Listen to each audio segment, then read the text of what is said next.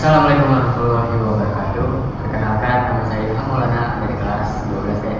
Di sini saya akan membuat video yang menjelaskan tentang materi yang berkaitan dengan perang dingin. Materinya adalah perpisah Korea dan Korea Selatan. Oke, sebelum masuk ke materi, saya akan menjelaskan sedikit tentang perang dingin. Jadi, perang dingin atau yang biasa disebut dengan Cold War bukanlah perang yang dilakukan dengan aksi tembak-menembak secara besar-besaran, tetapi dengan hal lain seperti perlombaan antara politik, militer, ekonomi, dan ideologi. Perang tersebut dilakukan oleh dua negara superior yang memenangkan Perang Dunia Kedua, yaitu Uni Soviet dan Amerika Serikat. Oke, masuk ke materi pemisahan Korea Utara dan Korea Selatan. Kita masuk ke poin belakang. Jadi pada awalnya Korea belum terbagi menjadi dua seperti saat ini. Korea masih menjadi satu wilayah, yaitu semenanjung Korea. Tapi pada tahun 1910 Jepang datang ke semenanjung Korea untuk menginvasi dan bertujuan untuk menguasai wilayah Korea dan memperluas wilayah kekuasaan Jepang. Akhirnya Jepang berhasil menguasai wilayah Korea sampai pada tahun 1945. Pada tahun 1945 Jepang kalah dalam Perang Dunia II karena dua kota pentingnya dibom oleh Amerika Serikat, yaitu Nagasaki dan Hiroshima. Oleh karena itu, Jepang akhirnya memutuskan untuk menyerah atau kalah kepada sekutu, yang menyebabkan wilayah jajahan atau wilayah invasi dari Korea dari Jepang maksudnya akhirnya hilang. Oleh karena itu, Korea yang awalnya dikuasai oleh negara Jepang akhirnya bebas dan mengalami masa yang namanya masa vacuum of power. Masa vacuum of power ini adalah masa tanpa kekuasaan. Nah, di masa ini awalnya Korea ingin segera menyatakan kemerdekaannya, akan tetapi tiba-tiba negara Uni Soviet datang ke wilayah Korea di bagian utara dan menguasai wilayah Korea. Mendengar hal itu, Amerika sebagai pesaing dari Uni Soviet tidak tinggal diam dan akhirnya memutuskan untuk menguasai wilayah Korea juga. Jadi Amerika Serikat datang melalui wilayah selatan dan akhirnya menguasai wilayah selatan. Amerika Serikat dan Uni Soviet datang tidak hanya untuk menguasai, tetapi juga untuk menyebarkan ideologi yang mereka anut, seperti Uni Soviet yang menganut komunisme dan Amerika Serikat yang menganut liberalisme. Jadi karena Uni Soviet datang dari Korea Utara, jadi Korea Utara mendapatkan ideologi yang sama seperti Uni Soviet, yaitu komunisme. Sedangkan di bagian selatan Korea Selatan menganut ideologi yang sama seperti Amerika Serikat, yaitu ideologi liberalisme. Setelah hal itu, akhirnya Uni Soviet memutuskan untuk memerdekakan wilayah Korea bagian utara menjadi Korea Utara, yang ditunjuk presiden pertamanya pada saat itu adalah Kim Il Sung. Dan dengan hal itu, akhirnya Amerika Serikat yang tidak tinggal diam akhirnya juga memerdekakan wilayah Korea bagian selatan atau Korsel dan menunjuk Kim Man-rae sebagai presiden. Nah, setelah memerdekakan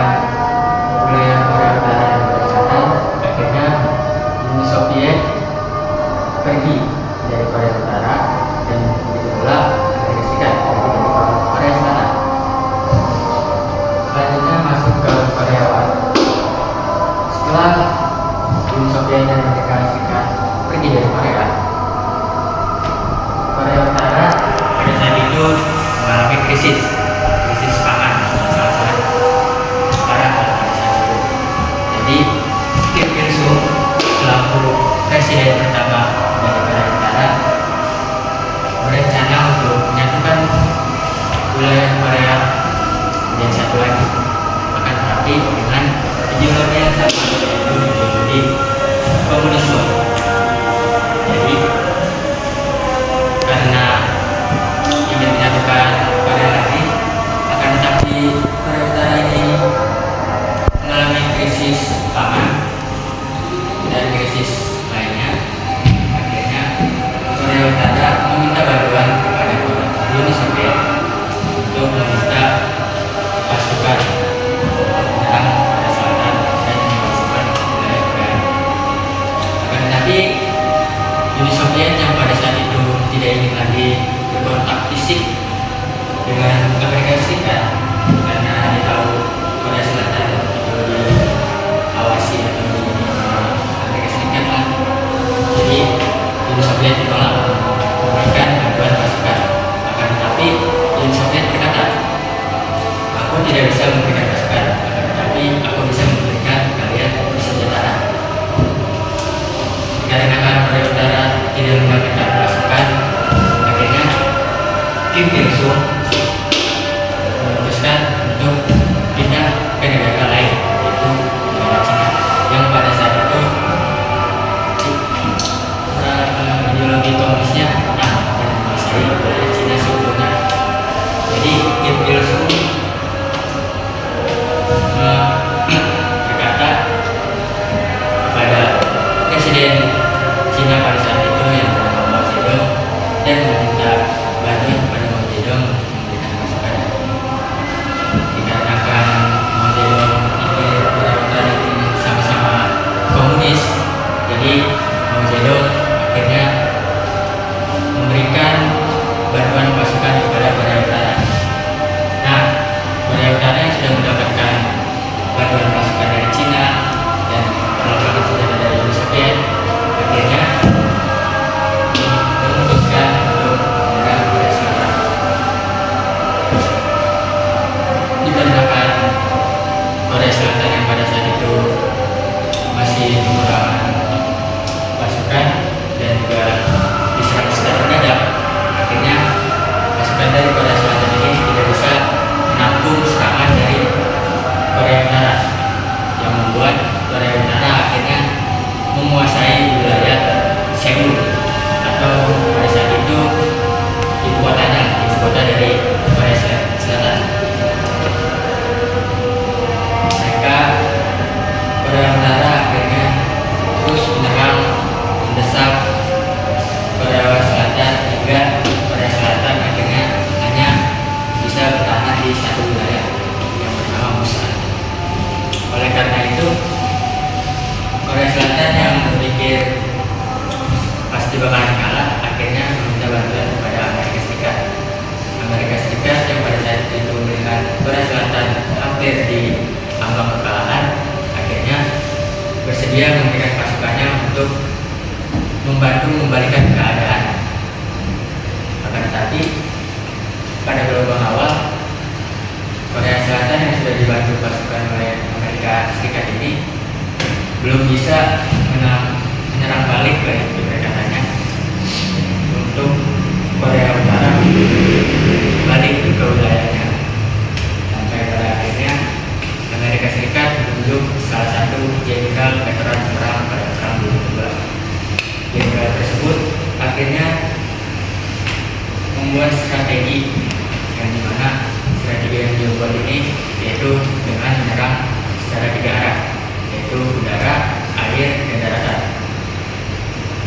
Setelah membuat strategi tersebut, akhirnya Jenderal Amerika Serikat melakukan rencananya dan memiliki hasil yang sangat-sangat bagus karena dapat memukul mundur pasukan dari Korea Utara balik ke wilayah Korea Utara seperti sebelumnya. Tetapi Pada hal itu, Korea Selatan yang berpikir sama seperti Korea Utara yang ingin menyatukan kembali Korea menjadi satu. Jadi Korea Selatan juga menyerang Korea Utara, dan akhirnya Korea Selatan menyerang Korea Utara sampai Korea Selatan juga menduduki ibu kota dari Korea Utara, yaitu Pyongyang.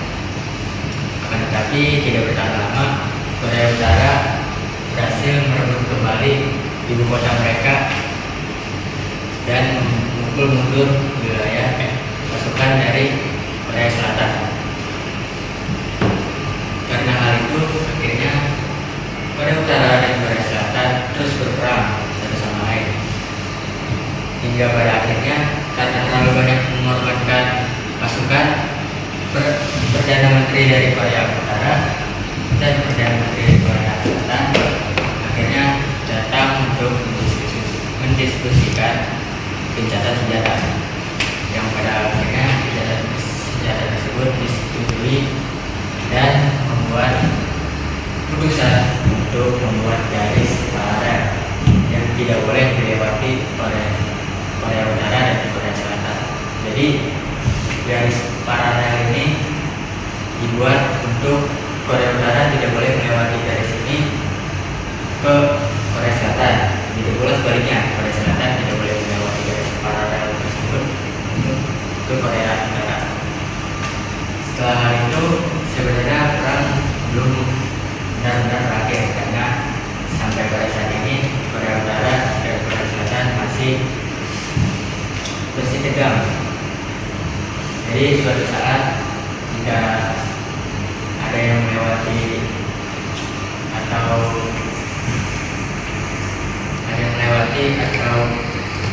melanggar dari kesepakatan gencatan senjata awal tadi, tidak memungkinkan untuk Korea Utara dan Korea Selatan kembali. Jadi Korea Selatan hingga saat ini masih bisa dibilang belum benar-benar berdamai.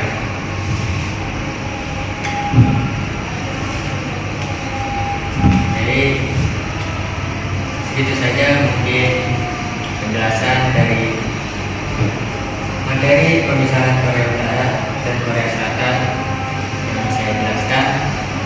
Jika teman-teman ada yang kurang paham atau ingin menanyakan lebih dalam lagi atau lebih detail lagi tentang pemisahan Korea Utara dan Korea Selatan, baik itu dari hal politik belakang, masa vacuum of power buat Korea, dan akhir dari gencatan senjata tersebut, bisa kalian komen pada di bawah. Oke, itu saja mungkin penjelasan dari saya. Jika ada